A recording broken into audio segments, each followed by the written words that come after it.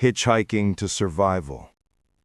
I used to work as a cashier at a 24-hour BP gas station right off the interstate. It was both a convenience store and a truck stop. After working there for about a year, I got used to working the night shifts alone, even though I'm a short person. One night, around 1 a.m., I saw a pickup truck. 3 people got out. 2 men in camouflage and a woman in jeans and a sweater. The men said something to her at the entrance, and all 3 immediately came up to my counter to buy cigarettes. While one was paying, the second went to the drink cooler. I glanced at the woman and saw genuine terror on her face. My gut instantly churned. Something was wrong. Our eyes met, and she mouthed silently, "Help me." Right then, the man grabbed the cigarettes with one hand and her arm with the other, yelling to his buddy that they had to go. I was only 19 and was completely bewildered. I waited until they were outside, and, hiding my hand under the counter, I hit the silent alarm. About 5–10 minutes later, the cops arrived. I told them everything that had happened. They watched the security footage and informed me they were investigating a kidnapping, and the description of the vehicle matched. I pointed out which way they had gone down the highway. The main group of officers rushed after them, and I stayed to give my statement. I never found out if they were caught. Evil silhouette in the window. During my college years, every other weekend I'd drive home to work at my old high school job. On Friday, after my last class, I'd drive straight from campus to work. After finishing my shift, I'd go back to my parents' house, which was in the middle of nowhere. My parents weren't home yet. They often spent Friday and Saturday nights partying, as if they were still students themselves. The house was dark, and since it was mid-autumn, so was the yard, except for the single lamppost. I parked in my usual spot, got out of the car to grab my backpack from the back seat, and then I noticed the bathroom light was on. Was it on when I first pulled up? As I pondered this and reached for my backpack, an angry elderly woman suddenly appeared in the window, staring at me. I instantly knew she was incredibly mad. We stood there staring at each other for at least 10 seconds until my parents pulled up to the house, distracting me from this terrifying staring duel. When I turned back, the light was on, but the woman was gone. Scratching sound on the night highway. About 2 years ago, I was driving back from a family event. It was late, and the drive took about 2 hours. I didn't stay the night because I had to work the next day. Most of the drive was on roads surrounded on both sides by spooky, thick bushes and trees, like in a horror movie. I had been driving for about 45 minutes and was getting very tired. I knew I couldn't make it, but I couldn't find a place where I could safely park and sleep. When it became clear there was no convenient place to stop and my fatigue only increased, I took an extremely questionable step. I pulled over to the side of the road, onto the grass behind some bushes to hide my car from passing traffic. I checked the time, 11:22 p.m., and I fell asleep. Sometime later, a scratching sound woke me up. I looked at the clock, 11:50 p.m. The sound stopped after a few seconds, and still being very exhausted, I didn't look around and just went back to sleep. I woke up later to the same sound. It was now 12:40 a.m. This time, I was genuinely scared because the sound wouldn't stop. A thought flashed that it was just an animal inspecting the car, but why did it return almost an hour later? I looked in the rearview mirror and managed to catch a glimpse of something running away into the woods. I sped away from there. Not more than 100 yards away was a turn, and as I was driving out of it, I saw a car parked on the side of the road with the driver's door open. I slowed down to see if anyone was inside. No one. I checked my mirror. Empty. And then this guy darted out from around the corner, rushed towards me, and started screaming, "Hey, get out of the car right now!" I slammed the pedal to the floor and sped away. I never saw him again. Sleepover in the abode of the dead. I once had to work a very late shift at a funeral home, preparing a body for viewing the next morning. I think I finished around midnight. It was winter, and I got snowed in at the funeral home. I had to stay the night until the snowplows arrived early in the morning. Believe me, sleeping in a funeral home is terrifying, especially when you know that 20 deceased people are in the basement and you constantly hear noises. Non-working key and mysterious boots. I'm in college and live in an old communal-style dorm. My roommate and I have been here for 2 months and everything has been normal. But last week, all the light bulbs in our room kept burning out, only in our room. We spent a whole week trying to submit a repair request, but the website wouldn't let us. Last night, I heard my roommate yell from the hallway that her key wasn't working and she needed to get in right now.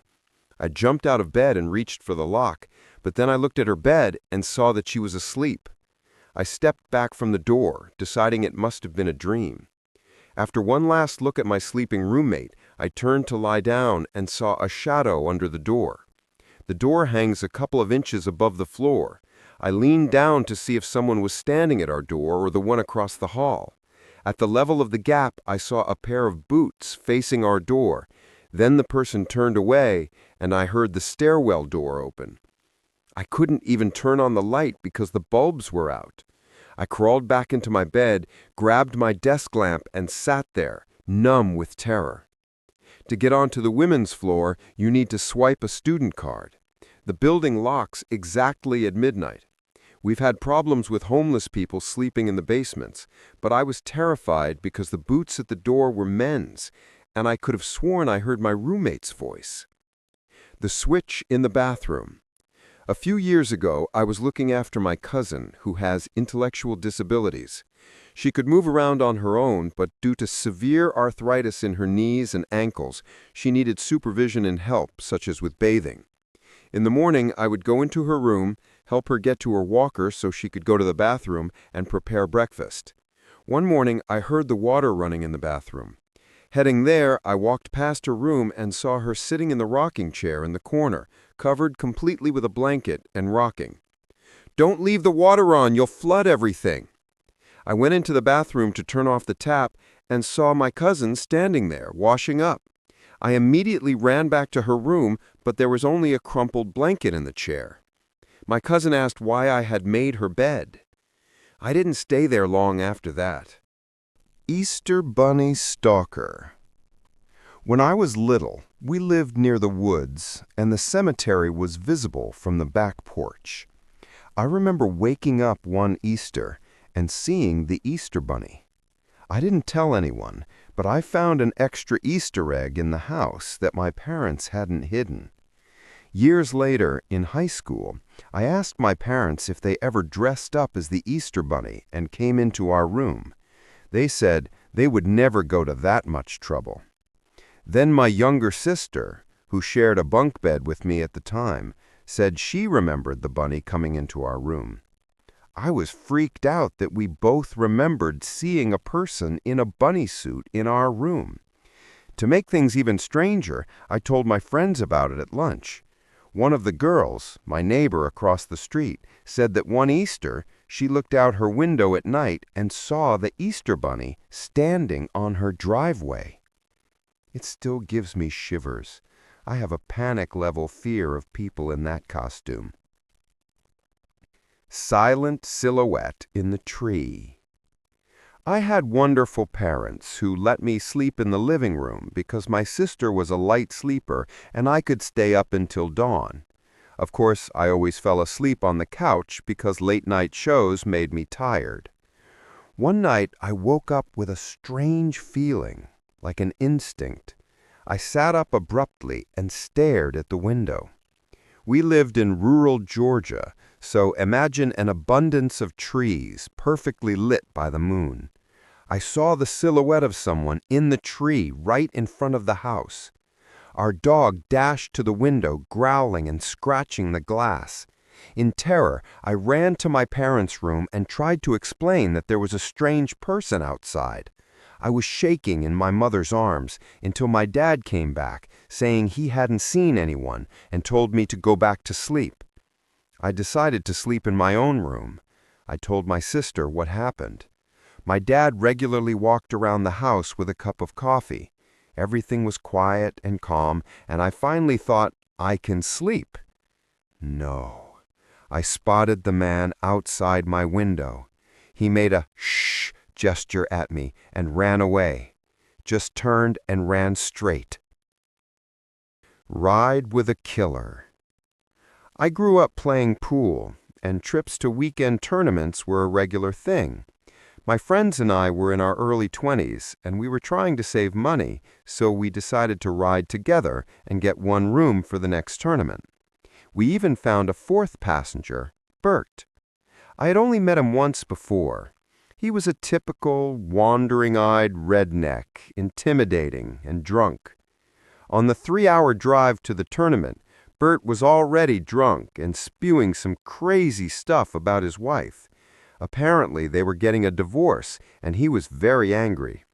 At one point, he started describing a fight where he allegedly tackled her to the floor, pressed his foot against her neck, and then slit her throat. Everyone in the car exchanged glances. What is wrong with him? We made it home safely. The following Monday, the police called me. They asked me strange questions about Bert. Was there dirt on him? Did he mention his wife? How did he act during the trip? A few weeks later, I learned the truth.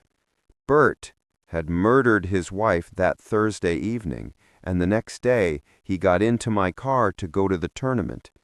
The fight he described was not just a fight. He was describing how he had committed the murder. I spent a road trip and shared a room with this man. Voice from the darkness. I had a very creepy night last year.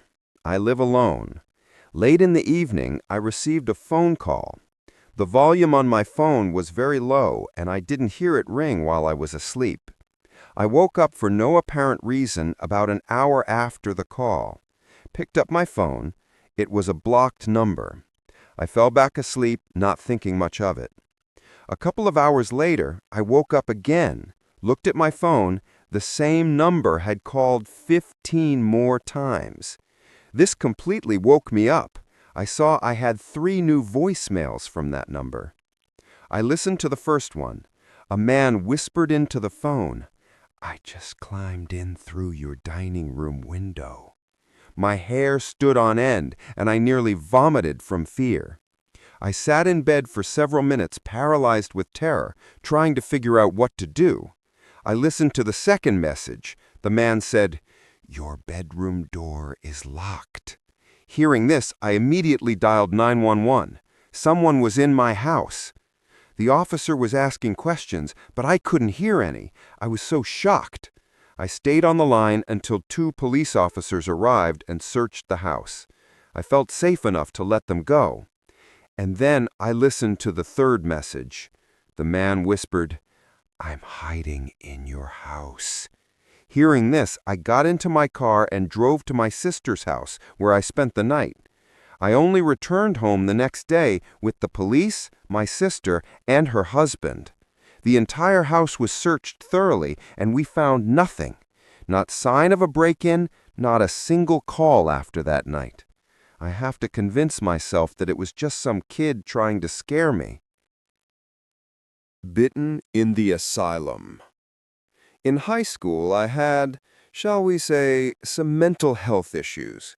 I won't go into detail, but I was constantly depressed and often thought about suicide.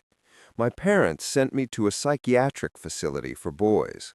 I made friends with guys who were similar to me. They had similar problems and understood where I was coming from. One day, a new boy was brought to our ward. We quickly realized he was a special case. On his first day, he attacked another boy with a broken plastic spoon. He was put in isolation, where he received daily counseling and massages to try to calm him down. After some time, he was allowed to be among the others. On his first day out, he came up behind me while I was drawing and bit me on the neck. I mean, not just a nip. I was rushed to the nurse and needed 23 stitches. I was discharged before he was. Every day I spent there with him, I was terrified. He often looked at me with hatred in his eyes. All he wanted was to hurt me and every other boy. I don't know what became of him.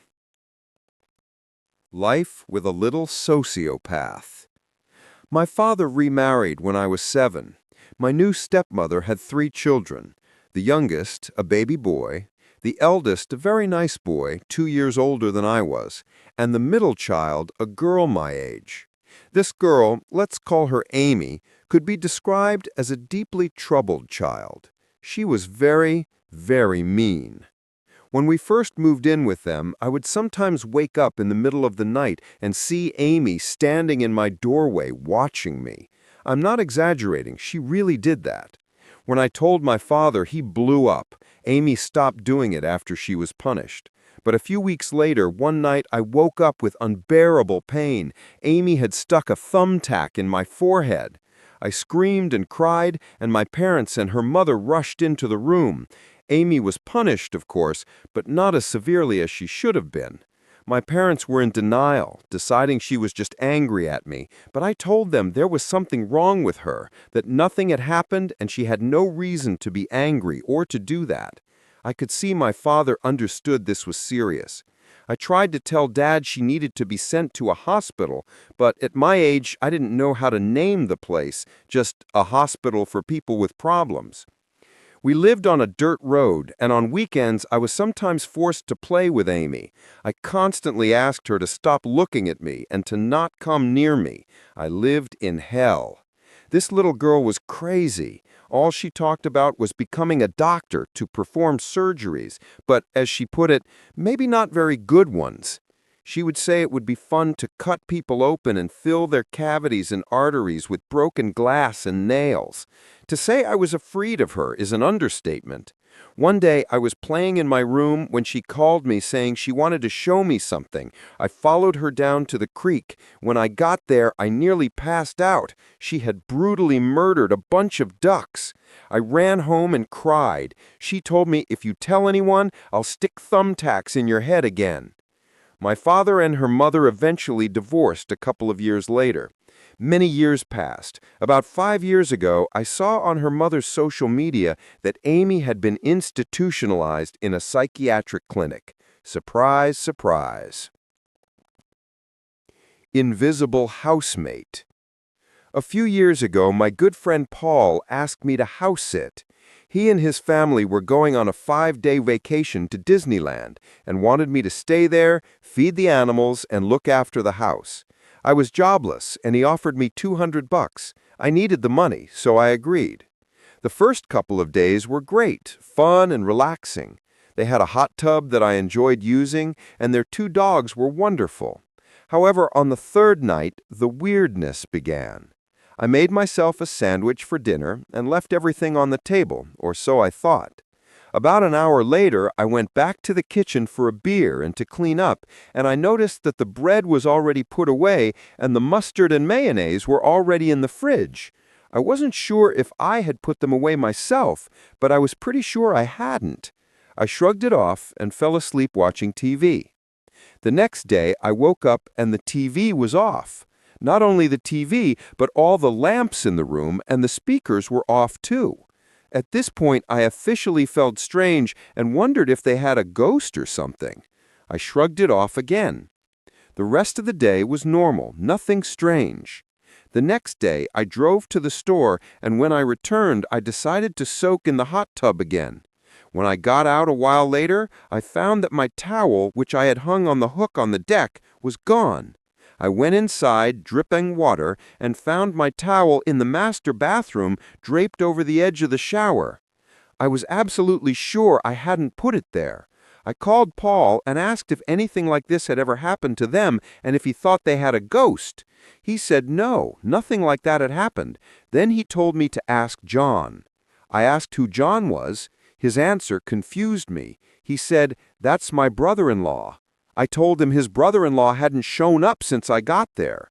His answer sent chills down my spine. He said, "John lives here with us." I was so scared that I barely heard anything else he said, and finally replied, "I haven't seen him once. Why did you ask me to house sit if he's here?" He explained that John is disabled, can't drive, and has trouble getting around the house. Hearing this, I again said I hadn't seen him once and that I was so scared that I'm leaving. He tried to continue the conversation, but I hung up and ran to pack my things. I was on edge. A few minutes later, I grabbed everything and ran out of that house. Paul called me 2 days later and said that John hadn't seen me either. Dancing shadow at the door. A few years ago, I was home alone at night. I was watching TV in the living room when the doorbell rang. Whenever someone rings the bell, especially when I'm alone, I'm very cautious about answering. I went to the peephole without turning on the porch light so it wouldn't look like anyone was home. I looked. It was very dark, but I saw a small figure, more like a black blob, about a meter tall, performing a sort of dancing movement, crouching and smoothly spreading its arms like wings. It was dark outside, but this figure was even darker, so I could see it. After a few seconds, I stopped looking through the peephole because it was too creepy. I mustered the courage and looked again. Whatever it was gone. I still don't know what it was, and the thought of it still sends shivers down my spine. Locked basement door and 911 call. A little backstory. I'm 21 now, but this happened when I was only 14. I was home alone. I don't remember why, but I remember talking on the phone with a friend. Suddenly, I heard a noise downstairs. Confused, I got out of bed, opened my bedroom door slightly. I told my friend to wait, and I yelled downstairs, "Guys?" I expected an answer, but heard nothing. I heard our dog growling downstairs. I decided that must have been the first noise. Although her growling always scared me, it was a little reassuring because my friend was on the phone. I went downstairs, turned the corner into the kitchen, and then I saw the basement door was closed. This freaked me out and I froze. My dog, who was outside, looked at me, started panicking at the sight of me, and jumped at the glass door. That didn't help. It scared me even more. I rushed over and let her in. She immediately ran to the basement door and started growling at it. That was enough. I frantically explained to my friend that someone was definitely downstairs and I was leaving. I felt much better once I got out onto the front lawn and saw a neighbor checking his mail. I went up to him. We had never spoken before, and told him I was sure there was someone in my house. He was understanding and said he would call my parents. I didn't know he had their number, but I was very relieved. My mom believed me right away, but my dad needed some convincing. I was ashamed I was ruining their evening, but I was sure someone was in our house. I sat awkwardly with the neighbor on his porch, looking at my house while we waited. And then the light in my parents' bedroom turned on. The neighbor and I were stunned. He couldn't believe it. When my parents arrived, my mom came over to us, and my dad and the neighbor slowly went inside. I think they were very scared, but neither admitted it. They didn't catch the person. I was glad because I was afraid my dad would get hurt. My dad said it seemed like they had just missed each other. The back door had been unlocked the entire time. It was spooky. I never felt safe in that house again, even when my parents were home. And I still sometimes get scared when I think about it too much. Strange customer with a terrifying smile. Hi, I'm new to the forum, but I have a very creepy story. About 10 years ago, I worked as a pizza delivery driver. I had just turned 18, and it seemed like a good first job. To better understand my story, know that I'm a girl and petite. I hadn't worked at this pizza place for long when this happened. It was a Saturday, around 11 p.m. Why a small girl is allowed to deliver pizza at that hour, I have no idea, but there you go. I had one order for an apartment complex a few miles off the main street. I thought it would be quick, and I'd probably get a good tip, as was often the case in that complex. I went up to the specified apartment number and knocked. A man opened the door. He was tall, attractive, with long, well-kept, side-swept brown hair. I think he was wearing blue jeans and a turtleneck. He looked very pleased to see me. He said hello and asked for a second, closing the door slightly in my face. I thought he was getting the money. He opened the door, and now I saw a second man standing near the bedroom door. He had a wide smile, and honestly, he was quite handsome too. He asked me to come in and put the pizza on the table. I looked at his hands, and he wasn't holding any money. I thought this was strange, and I didn't trust the situation. I said I would wait for payment here. He insisted I come in and put the pizza on the table. I said I was sorry, but I couldn't do that. He said, "It's okay. I'll give you the money now. Just come in and set it down." I replied I wasn't comfortable entering strangers' homes and that it was against company policy. He stopped smiling and said, "Just come in." Now I was scared. I refused one last time. He slammed the door shut right in my face, and that scared me even more. I rushed back to my car and drove back to the store. Obviously, this guy didn't need pizza. It was very scary. Shamefully, I didn't quit right away, and even delivered pizza to that complex a few more times until I found another job. Thank God I never saw either man again. Escape from a downtown pursuer. Have you ever had that feeling when you're walking somewhere at night that the person behind you is following you? That happened to me very recently. I was walking home from my friend Nicole's place. She lived only 7 blocks from my street, but we live in the business center of a huge city. I should have been smarter, but I certainly will be now. I was walking and just felt like someone was behind me. At some point, I don't know, instinct, I guess, I turned around, and I saw exactly what I didn't want to. A tall man in dark clothing with his hands in his hoodie pockets. I sped up my pace out of natural anxiety. I thought surely he wasn't following me. But then I started to hear his footsteps, which I hadn't before. I turned around again and saw him walking fast behind me, about 30 feet away. I got scared and panicked, thinking, should I run? And when I heard his footsteps getting much faster, I knew he was running. Then I ran too. I looked back as I ran and saw him sprinting at full speed after me. I almost had a heart attack. I ran faster and faster. He wasn't catching up. I saw a liquor store sign quite close. I heard his footsteps start to fade as I got closer, and I ran inside. A very concerned cashier looked at me. I apologized, saying I thought someone was chasing me. I looked out the door. The man hadn't passed by. I called my boyfriend and told him what happened. He was furious. He said he would come pick me up. I stood there, telling the cashier everything. My boyfriend arrived and said no one was near the store. This proved to me that the guy was really chasing me. Invisible in the home expecting a baby. About a year ago, I was doing some remodeling in a house in Memphis. The couple who hired me was well off, and they were expecting a baby. When we met, the wife was far along, and it turned out she gave birth about a week after I started the job. I came to work the morning after they left for the hospital. The husband left me a key and said to help myself to anything in the fridge and that they would probably be back in a couple of days. I was installing drywall in the living room, listening to music, trying to work non-stop. Suddenly, I heard something. It sounded like someone hit a drum. I put down what I was holding and turned off the radio. I didn't hear anything else. I walked over to the hallway and peered down the corridor leading to the master bedroom. I'm not shy, so I yelled, "Hello?" No one answered. Then I heard a door close at the end of the hall. I was looking down the hallway when it happened, and I thought it was the master bathroom door opening. I said, "Hello again." Heard nothing. I went back to work, but only a few minutes later, holding a whole sheet of drywall to screw in, I saw someone out of the corner of my eye. I spun around, but the person was gone. I heard them run down the hallway. I almost dropped what I was holding and said, "Hello again."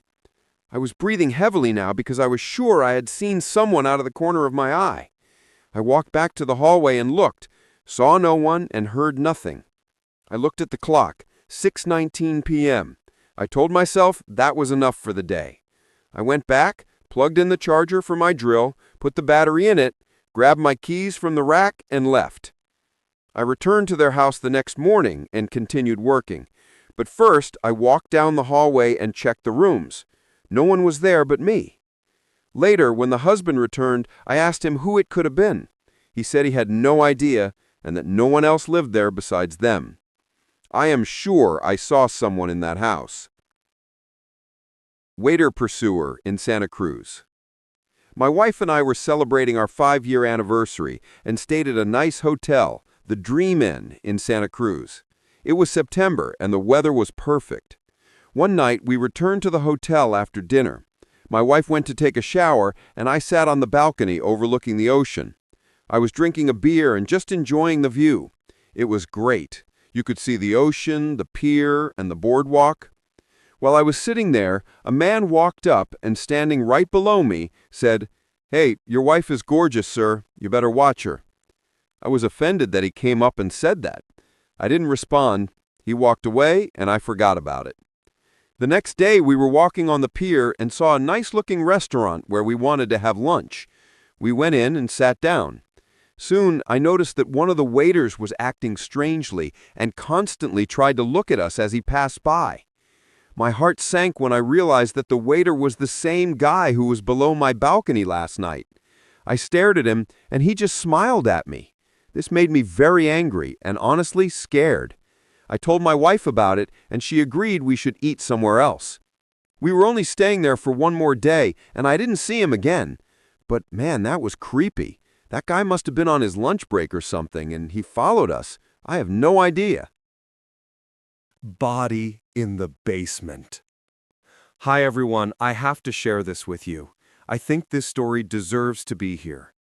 I work for a pest control company. I want to remain anonymous and not name my company, but it's a pretty big firm in the US.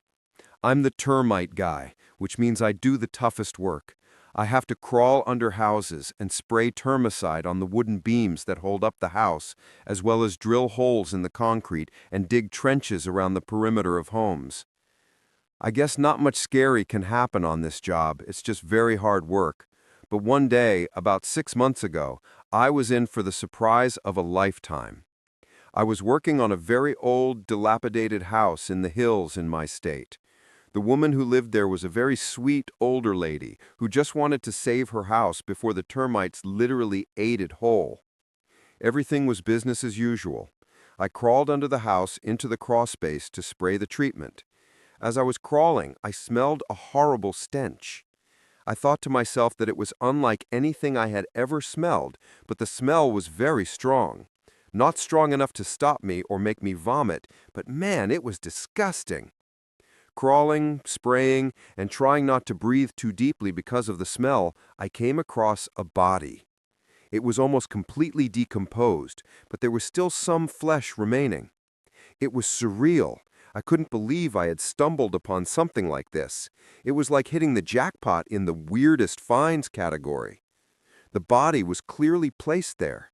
I suddenly realized that the sweet woman I was working for might have committed murder and hidden the body. As far as I could tell, it was an adult, but I couldn't tell if it was a man or a woman. I called my boss right from under the house, and he told me to get out immediately and tell the homeowner. I tried to argue, saying maybe we shouldn't tell her, but call the cops right away. He said no, and insisted I tell her immediately. So I did. She was shocked, asking if I was sure and all that. I told her, "I'm damn sure I just found a rotting corpse under your house." She called 911. My work, of course, was finished. I never found out if she did it or what happened at all. I searched online but found nothing. Sometimes I want to drive there and see if her USV is still parked there. Honestly, after the shock wore off, it wasn't that scary. But when I first saw the corpse, I swear, it seemed like the skeleton was looking right at me. Delivery guy in the clutches of a maniac. I work at a pizza place in Chicago, and unfortunately, I have the dumb duty of delivering pizza, usually on weekends and typically at night. I've asked my boss for day shifts, but she seems to ignore my requests and gives me the shifts I least want. I know being a pizza delivery driver is somewhat dangerous, but I never imagined something like this could happen to me, which occurred a few months ago. We have one customer who always calls and acts weird as hell on the phone. Sometimes he just hangs up, sometimes he orders pizza normally, but makes crazy sounds while ordering and then hangs up. We always thought this guy was just some idiot pulling pranks. He made really creepy comments like, "I want to order a large pizza with pineapple, mustard, and your skin." I will never forget that. We usually just hang up because we always know it's him since his number is saved in our system. A few months ago, he called again and ordered pizza normally with no strange comments or sounds and gave his address. I was curious to finally deliver to this guy. When I drove up to his house, it was something you'd see in a horror movie. An old-as-hell building right on the edge of the delivery zone, not in the busy part of the city where most of our orders come from. The house looked 100 years old, and there were no lights on anywhere. I wasn't scared, I just wanted to see what he looked like. I went up to the front door, rang the bell, but the bell didn't work, so I knocked. I realized I had forgotten his soda, and I thought he would probably yell at me or just go crazy. No one answered immediately, so I knocked again on the big door. After the second time, he opened. He was wearing a strange mask that only covered his mouth. His eyes were wide open. I told him how much the pizza was and apologized for forgetting the drink. He seemed to look down and then said, "It's okay," and looked back at me. I stood there looking at him for about 5 seconds in silence. When I got bored of his silence, I repeated the amount. He said, "Good," and then asked me, "Have you ever been attacked?" I replied, "No, and if I were, they'd regret it." Then he removed the mask covering his mouth. He had huge scars around his mouth.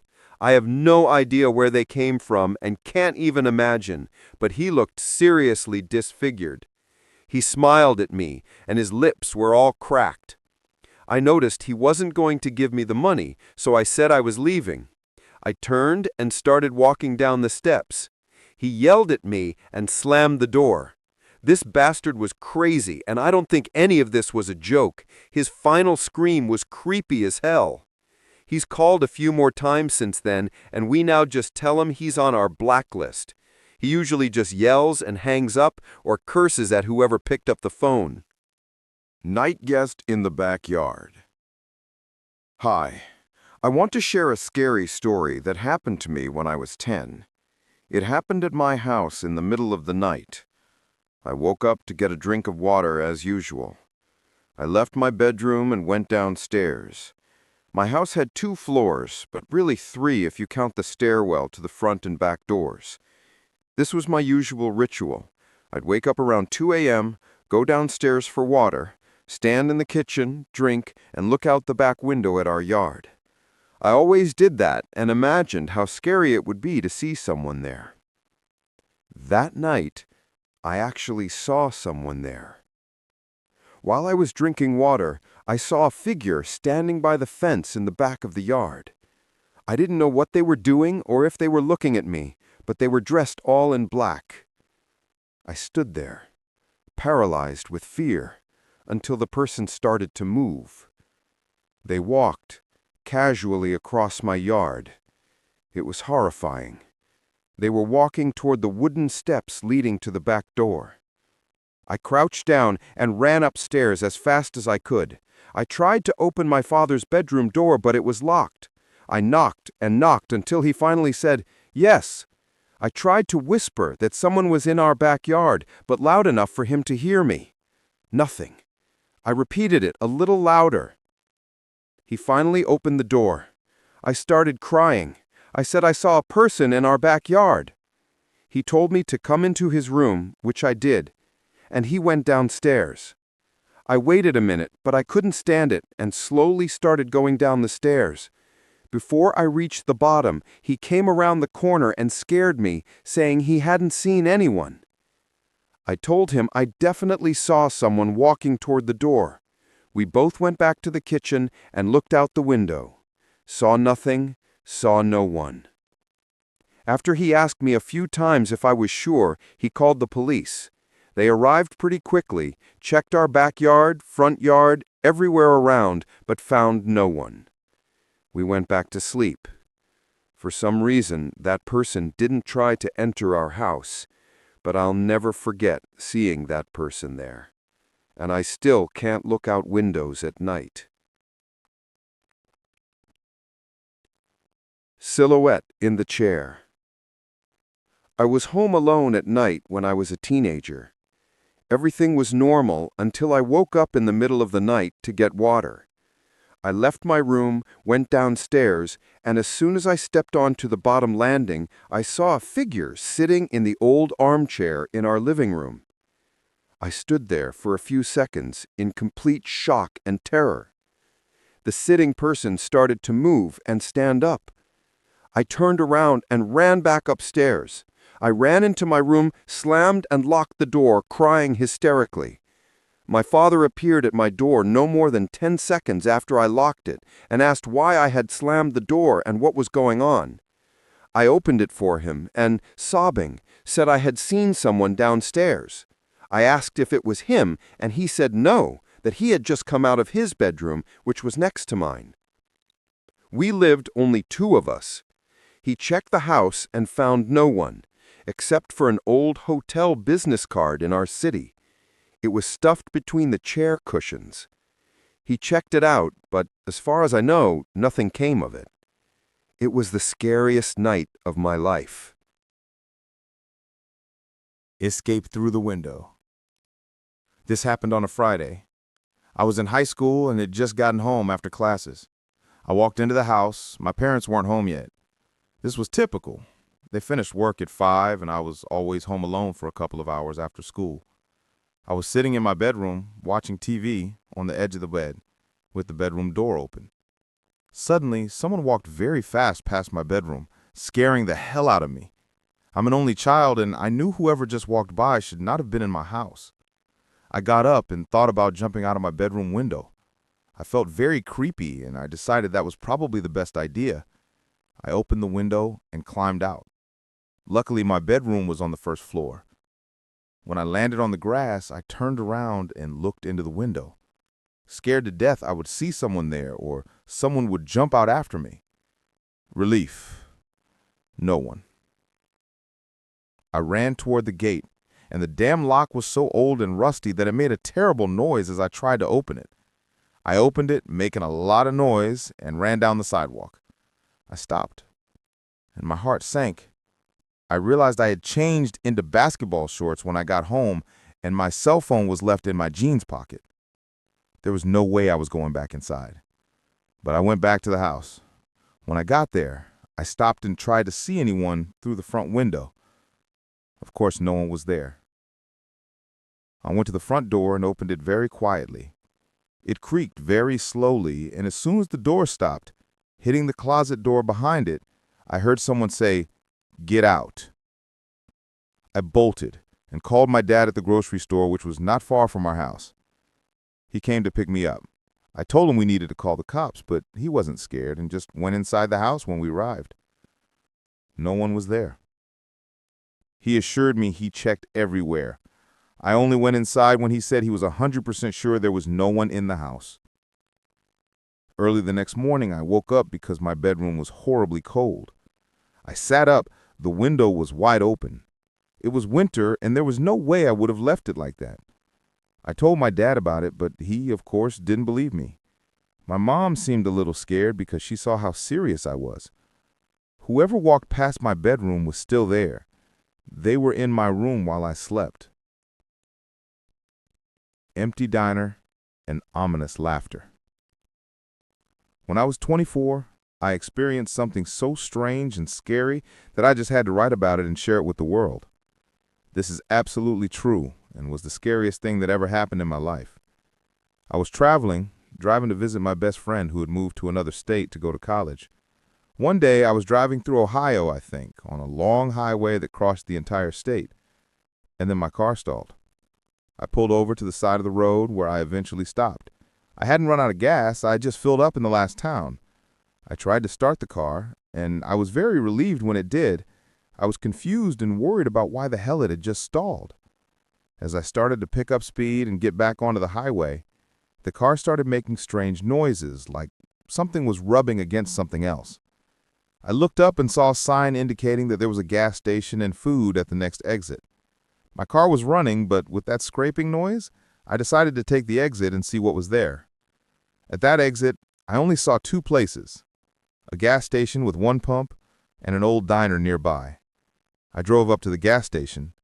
It looked closed. I checked the time and quickly realized this was strange as hell. It was only 2:30 p.m. What kind of gas station closes earlier than that? I got out of the car and walked up to the glass door of the gas station. I put my hands up to the glass to look inside. The place looked abandoned. Obviously no one was there. I turned around and looked around. At this moment I felt uneasy. No other people, no cars. What the hell is this place? I checked my phone. Of course, no signal. I looked at the sky. It was white. The clouds were racing fiercely and it was cold as hell outside. I decided to get in my car and drive to the diner. When I drove up, I was sure it would be closed too, but to my surprise, before I even got out of the car, an older woman opened the door and greeted me with a smile. She looked nice, and I felt a huge relief seeing someone else and possibly getting some hot food. She said hello and asked me if I was alone, if I wanted a table, etc. I said yes, alone, a table would be fine. This diner looked very old-fashioned, and there were no other customers. The woman showed me to my seat, and I sat down in a booth. I looked at her. She was wearing an old, stained apron. Her teeth were old, cracked, and yellow, but she had a pleasant voice and seemed very kind. She gave me a menu and asked what I wanted to drink. I said a Coke or Pepsi would be great, and she smiled, saying she would be right back. A few minutes passed, and she didn't come back with my drink. I was impatiently waiting to ask her if there was a mechanic nearby who could look at my car. A few more minutes passed. I started thinking, what the hell is going on back there? I yelled, hello, in the politest voice. No answer. At this point, I got angry and stood up. I walked up to the door leading to the kitchen and swung it open, intending to ask where my drink was. To my surprise, the back part of the diner was empty. No cooks, no fryers, no grills, nothing. The woman was nowhere to be seen. It was obvious that this diner was not operational. I felt sick. I started to walk into the back when I heard the creepiest, most evil old woman's laugh I had ever heard. I stopped and backed away. When out the door I came in, I scrambled down the 3 steps, rushed to my car, and got inside. Thank God the car started. I slammed the pedal to the floor and sped out of there. As I drove away, I looked in the rearview mirror and saw the woman standing in the middle of the road. 2 sets of headlights in the dark. I was staying at my girlfriend's house one night, and I had to leave very early in the morning for work. So early that it was still dark when I left, and it would remain so for a few more hours. She lived in a rural area, about 60 miles from my home and work. When I got in my car and started driving, there were none of the usual street lights to illuminate the road. The only light came from my headlights. About 10 miles in, my car started to slow down and eventually stopped. I checked the gas first. The tank was almost full. I don't know much about cars, so I took my phone out of my jacket pocket and swiped the screen. Nothing happened. I realized the phone was dead, and immediately after, I realized I had forgotten to charge it last night. So, I was stuck in my car on the side of a rural road in the middle of nowhere. I started considering my options. Should I walk? No, bad idea. It's dark as hell out here, I won't see anything, and besides, I could be hit by a car. I concluded that the only thing I could do was sit in the car and wait for dawn. A very stressful and scary decision. It was winter, and I started to get cold. I tried to start the car over and over again, but to no avail. I gave up, crossed my arms. I sat in the dark car on the dark road for about 10 minutes, just staring into the darkness ahead. Then I squinted and noticed someone walking directly toward me. They were about 30 yards away. The only thing I could make out was their silhouette. They stopped walking as soon as I noticed them. I got very scared and stared at this silhouette for a long time. With a sudden movement, they started walking again, but fast. Within a few seconds, oh my God, did they see me? I recoiled from the door and window toward the center console. Unable to open my locked door, they stood for a moment and then very abruptly turned around and walked away in the direction they came from. I was confused and scared. Why did they go back? I sat in the dark, contemplating what had just happened, when I suddenly saw 2 headlights turn on in front of me. A car was parked on the same side of the road as mine, but facing me. Did this person stop when they saw my car?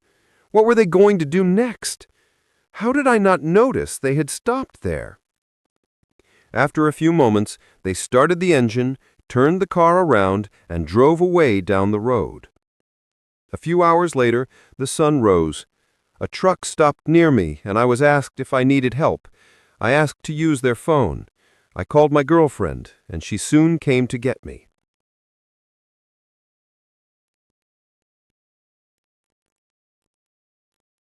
Ghost in the Frat House. I met a college girl who lived in an abandoned fraternity house. They had lost their charter for reasons I didn't know at first. We fell in love, and I moved in with her. It was a great living setup, with pool tables and giant showers. One night while we were drunk, she took me to an empty room. There were 2 bunk beds there, and above one bed was a secret door. It led to a room upstairs where most of the initiation rites were said to have taken place. According to the legend, one night during a party in the dead of winter, a girl was raped by several frat boys. They just left her there upstairs in the cold, and she froze to death. One of the guys was so heartbroken that he went up there one day, painted her portrait on the wall, and then hanged himself from the rafters. While we were up there, I could swear that the eyes in the painting followed you around the room. It was said that sometimes crying could be heard from up there. I never went up there again. Husband with an axe and the lie about the boss. This happened a very long time ago when I was babysitting as a side job. I was maybe 13 years old. I lived in a rural area and watched most of the kids on my street. One neighbor loved to go out on Wednesdays because there were Latin dance classes at a nearby bar. I was used to sitting with her children. I knew she would always come back very late on that night. The oldest of the 3 was a bit difficult and didn't want to go to bed. I finally got him to sleep, and after that I was quite tired. I did some math homework, and around midnight I decided to take a nap until their mom returned. A few minutes after I fell asleep, I heard someone desperately banging on the door, trying to open it. It was the neighbor with her 2 youngest children. It was winter, and there were probably 3 feet of snow. The temperature was about -21 degrees Celsius. The children were only in their pajamas and an unzipped jacket. She was wearing jeans, a wool shirt, and winter boots. I saw genuine fear in her eyes. I could barely look at her scared, and asked her to go around the house to the patio door. When she came in, she quickly told me to take all the children downstairs, turn off all the lights, and not open the door for anyone. The children kept asking, "Who is Daddy going to kill? Who is Daddy going to kill?" She calmed them down, saying nothing would happen, and then she left. I woke up all the kids and took them to the basement playroom, asking them to play quietly. The older one, who hadn't slept for long, was asking what was happening. I kept telling him that this was a special case where he could play late with his friends. I reassured the other 2 that no one would die, but deep down I thought I was done for. I imagined being shot while trying to protect these children. I tried to figure out how to stay alive, or at least how to keep them alive. I wasn't trying to be a hero, but I convinced myself that if it came to it, I had to try to protect them. I called my mom, and I started shaking and crying. I didn't know what to do. It was an answering machine asking if I wanted to call the police, ambulance, or fire department. I quickly called my mom, briefly explained what was happening, and she called the police and drove over to me. As soon as she pulled up, the neighbor's husband was walking down the street with a huge axe. My mom went inside the house, locked the door, cracked the window open, and asked what was going on as he approached. He asked her to come out and talk to him, thinking it was his wife. My mom explained to him that she was the mother of the babysitter who had arrived after a frightened 13-year-old girl called. He asked us to give him his wife, but we didn't know where she was. He argued with my mom for a bit, but her calmness soothed him. I still admire her for that night. After about 15 minutes of arguing, he walked back home with his axe. A few seconds later, his wife knocked on the patio door at the back of the house and came in. She was crying and apologizing to my mom for the whole situation. She thought her neighbor was home, not the babysitter. Mom asked me to go check on the children while she talked to the wife. A few minutes later, 2 police cars arrived. They went inside and talked to the wife for a long time, then to me, and then to my mom. Meanwhile, the woman I was sitting for arrived, and she was also questioned. They asked me and my mom if we were willing to go to court if the woman pressed charges against her husband, but surprisingly, she didn't. It turned out that she had just told her firefighter husband that she was sleeping with her boss to get a raise because they were having financial difficulties. He grabbed his fire axe and said he would kill the bastard, but she wanted to stop him. That's why she took the kids and left. I was always afraid of him after that, and whenever I saw his children, I checked for signs of abuse. They moved about 6 months later. We moved 2 years later. Secret corridor and creepy warning. I was in high school, which was maybe 200 or 300 years old. My friends and I noticed trap doors that were about 6 feet up from the floor next to the bathrooms. For context, the school was built around a quad, and at each corner of the quad there was a bathroom that was down a flight of stairs. Obviously, we had to check out these trap doors. We did it during drama class, which we skipped. We climbed inside. There was a corridor underneath the actual hallway, only 4 to 5 feet high, so we had to crawl. The corridor connected all the bathrooms. At the top of the walls were vents that were at the level of the classroom baseboard, so we could observe the classes, which was pretty cool. There were lots of pipes, electrical wires, and other uninteresting things you'd expect, except for one corner of the quad. The hatch into that corner was locked from the inside. It seemed like all the pipes went back into the wall or stopped, so the wall was bare concrete slab, not bricks, which was strange. There was a small gap at the bottom of the wall that I could barely squeeze through. It was hard to crawl as we were using our cell phones as flashlights, and I'm not the smallest person. When we crawled through, it was much colder in this opening than in the corridor. The space was also much more roomy, and we could stand up. And another thing, the light from our flashlights didn't illuminate the opposite side of the room when we aimed them there. It was as if they weren't even on. The room smelled very bad. I saw what looked like a decomposed cat, mostly just bones and fur left, near the wall closest to us. The creepiest part, above where the cat was, there was a stone arch with red writing that I think was blood. This was several years ago, but I vaguely remember it saying something like, "If found here, school will expel you, but Lucifer will do much worse." There were several scratches and symbols on the wall that we thought were letters, but we couldn't make them out.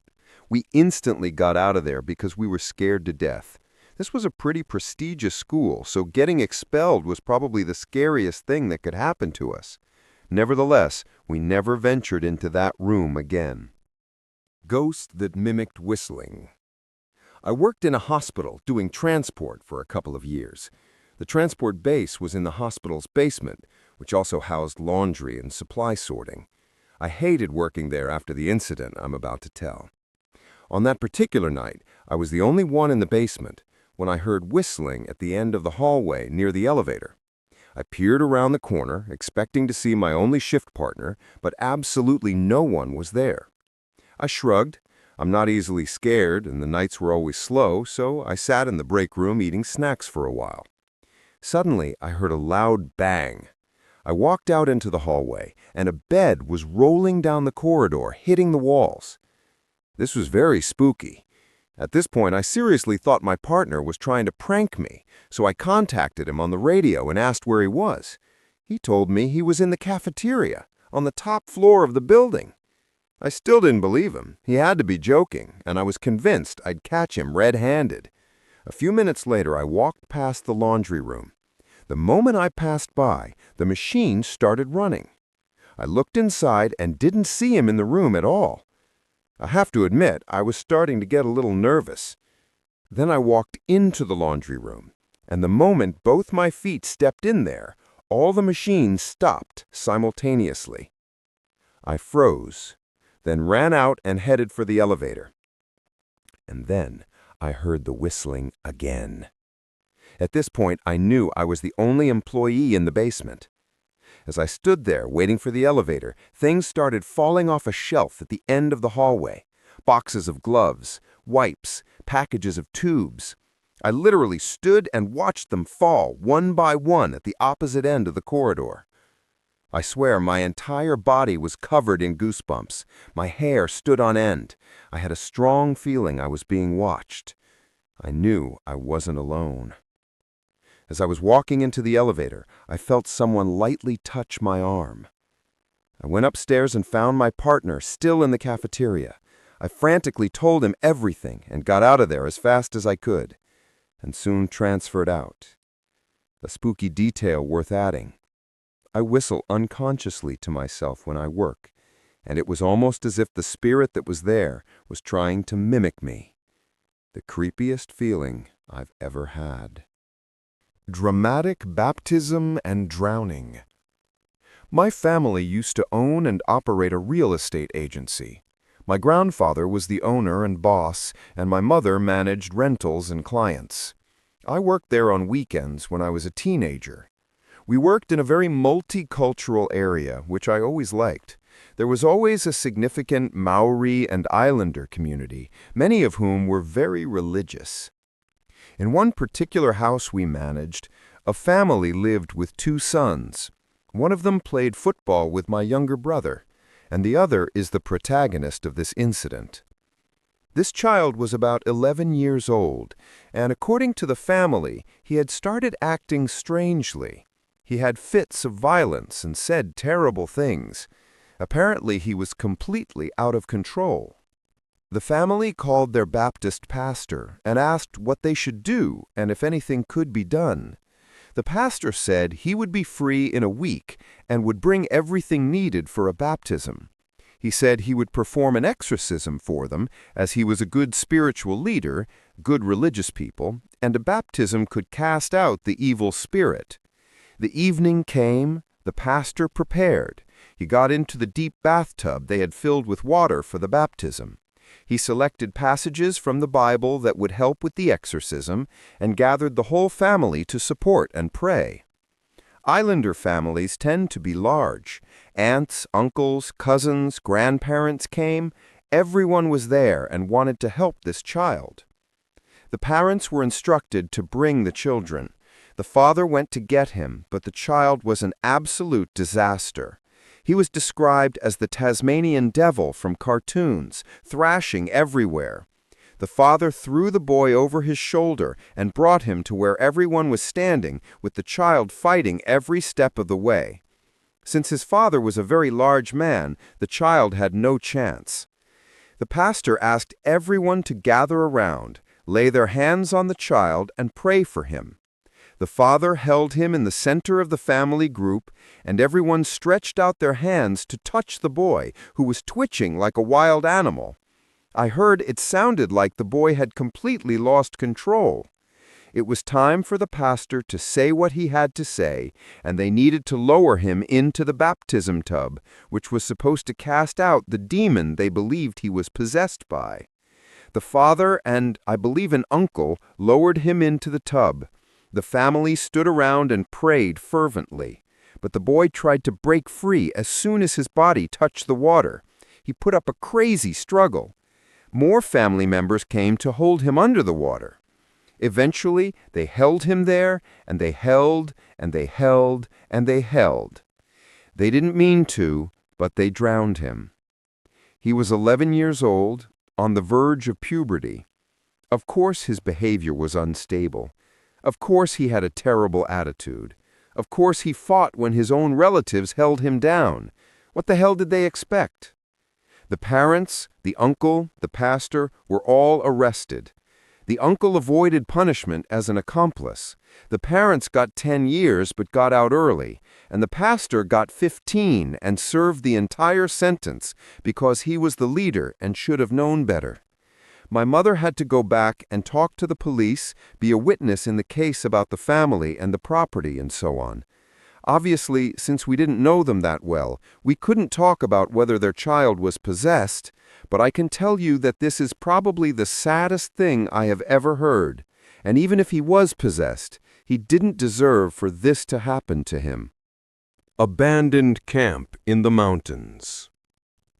This story happened in August 2013 in the mountains of southern Oregon. I am a U.S. Air Force military policeman. My girlfriend was at work, and as the scorching hot day began to turn into a thunderstorm, my buddy Nick and I decided to go explore some back roads and escape the heat in the city. Southern Oregon is riddled with logging roads, some actively used and many completely forgotten and overgrown. Nick and I spent many days looking for familiar roads, finding unfamiliar ones, and driving 4 hours into the mountains, eventually rolling back onto the asphalt. On this particular day, with storm clouds gathering over the mountains, we turned onto a road we had never driven before and started the ascent. After driving for about an hour, we saw and heard no signs of other people in the woods. We rounded a corner into a dense fir forest and found ourselves in a meadow completely surrounded by thick aspen groves. The meadow was perfectly flat and unnaturally quiet. We both immediately noticed this strange silence.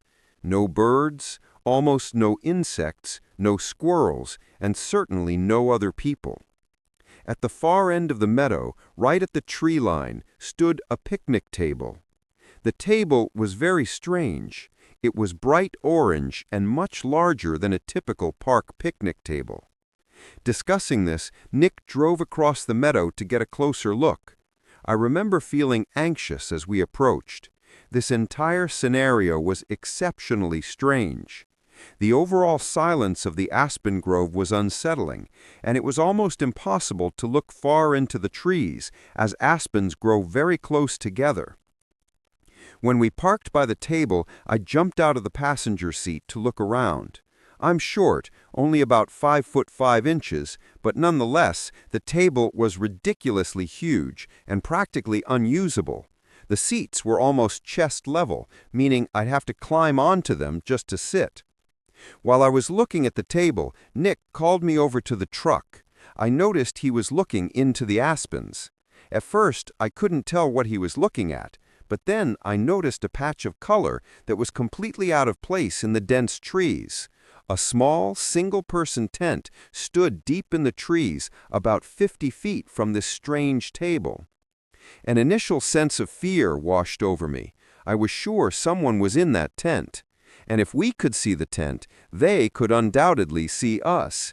There were no campgrounds, people, or main roads for miles in this area. Surely someone camping in such a remote location would be strange, to say the least. However, watching the tent, we saw no movement and heard no strange sounds. Nick suggested I yell. I didn't want to, but I did. "Hey, is anyone there?" There was no reply. Feeling utterly ill at ease, Nick and I thought about leaving and abandoning this strange place. But we started fearing the worst. What if there was a corpse in the tent? What if someone had been kidnapped? Stupid, I know, but we thought it. After some debate, we decided that Nick would turn the truck around to make a quick getaway if needed. He waited behind the wheel. With a pounding heart, I walked through the trees toward the tent. I was completely alert, all my senses heightened. When I reached the spot, I was struck by several oddities. Backpacks were scattered everywhere. No campfire had been made. No firewood had been gathered. And the tent, it was literally stuffed with backpacks and women's clothing. Overcome with horror, I turned to leave and tell Nick what I had seen. As soon as I emerged, I heard Nick start yelling, "Let's go! Get out of here!" Not knowing what he was yelling about, I ran back to the truck. When I burst out of the trees, I saw a battered old Ford Taurus on the road, blocking our exit from the meadow. I immediately jumped into the passenger seat, and Nick slammed the gas pedal to the floor. There were 2 men in the car, and a third person was lying, leaning against the back window. As we sped across the meadow, the driver tried to block our way, but Nick drove around them and accelerated toward the direction we had come from. I looked back and saw the car trying to turn around on the narrow road. Nick drove like a maniac, and even though I was truly scared they would catch up to us, we made it onto the highway without seeing that car again. I still don't know if the person in the back was a man or a woman. I called the state police. They promised to send a patrolman to check the scene. The next day, a patrolman called me and said that the campsite, backpacks, and all the women's clothing were already gone, although he saw signs of people having been there. The strange table was still standing by the dense aspen grove. I have not returned to that area, and I do not plan to.